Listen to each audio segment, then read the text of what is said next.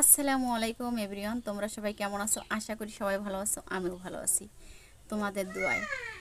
তো এতদিন আমার এই ইউটিউব চ্যানেলটায় আমি কোনো ভিডিও ছাড়ি নাই, কেন ছাড়ি নাই সেটাও তোমাদের বলবো আজকে। সেই জন্যই আমি অন্তত মনে করো মোবাইলের ভিডিওটা করলাম। সেটা হয়েছে আমি এতদিন ভিডিওটা করি নাই একটা কারণে, সেটা হয়েছে আমার এই চ্যানেলটা আমি সবার কাছে আমার এই চ্যানেলের নাম বলে দিছিলাম যে আমার চ্যানেলের নাম এটা, আমি একটা ইউটিউবে চ্যানেল খুলছি, একটা ইউটিউবে চ্যানেল খুলছি। সবাই বলছে চ্যানেলের নাম কি, তো আমি সবার নাম বলে দিছি। দেওয়ার পরে আমার এলাকার যে কিছু মানুষ আছে তারা মনে করো সব সময় অনবরত আমাকে মনে করো টল করতে থাকে। পাগল হয়েছে, এই বয়সে ভিডিও করে, এইয়া করে সেইয়া করে, অনেকজনে অনেক কথা বলে, নানান জনে নানান কথা বলে দেখে আমি এই ইউটিউব চ্যানেলটা মনে করো বন্ধ করে দিছি। বন্ধ করে দেওয়ার মতোই মনে করো আমি ভিডিও রেগুলার ছাড়তাছি না, কন্টিনিউ ভিডিও ছাড়তাছি না মানুষের কথার কারণে। আবার আরেকটা জিনিস, আমি এই চ্যানেলে স্টেক খাইছিলাম, তো স্টেক কী জিনিস অতটা আমি তখন বুঝতাম না, মনে করছিলাম আমার চ্যানেলটা মনে ডিলিট হয়ে গেছে। এই জন্য আমি চ্যানেলে কোনো জিনিস ছাড়িনি। এক একজনে বলছে যদি চ্যানেল যদি ফিউজ হয়ে যায় তাহলে তুমি ওই চ্যানেলে যতই কাজ করো তোমার ভিউ বাড়বো না এবং সাবস্ক্রাইবারও বাড়বো না। তো সেদিন আমি শর্ট ভিডিও ছাড়ছিলাম 2-3টা, ছাড়ার পর দেখি আমার ওখানে একটা নীল একটা ইসের চিহ্নের মতো আসে, সেই নীল চিহ্নটা আসছে, তারপরে সে ভিউজও অনকে ভালোই হয়েছে, তারপরে মনে করো সাবস্ক্রাইবারও বাড়ছে 2-3টে।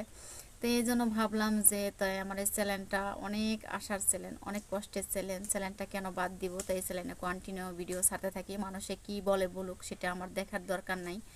আর সেটা হয়েছে মনে করো এতটা কনফিডেন্স আমি আরেকটা কারণে হইলাম, সেটা হয়েছে মনে করো আমার এই যে পেজ আছিল সেই পেজের মধ্যে মনিটাইজ পেয়ে গেছি, কন্টেন্ট মনিটাইজ। তা আমার কথা যে আমি পেজে যেহেতু কাজ করতে পারছি, সাকসেস পাইছি, ইউটিউব থেকে একদিন না একদিন আমি অবশ্যই সাকসেস পাবো, এই আশায় আমি আবার ভিডিও বানালাম।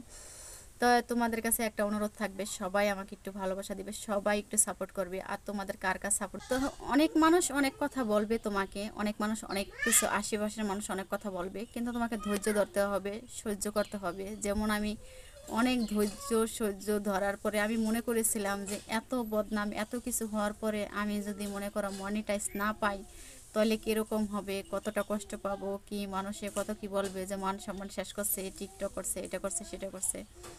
আমার শাশুড়ি অলরেডি মানুষ বলে যে তোমার বউ টিকি টিকি খেলায়, টিকি টিকি খেলায় মানে ওই দেশে টিকটক রে টিকি টিকি বলে রংপুরে।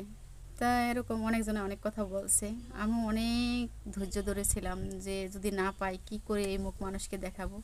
তো ফাইনালি আমি কন্টেন্ট মনিটাইজ পেয়েছি ফেসবুকে, যেহেতু ফেসবুকে সফলতা পেয়েছি এই জন্য আমি চাচ্ছি যে আমি ইউটিউবে মনোযোগ দিয়ে কাজ করব, ইনশাল্লাহ একদিন সফলতা আসবে।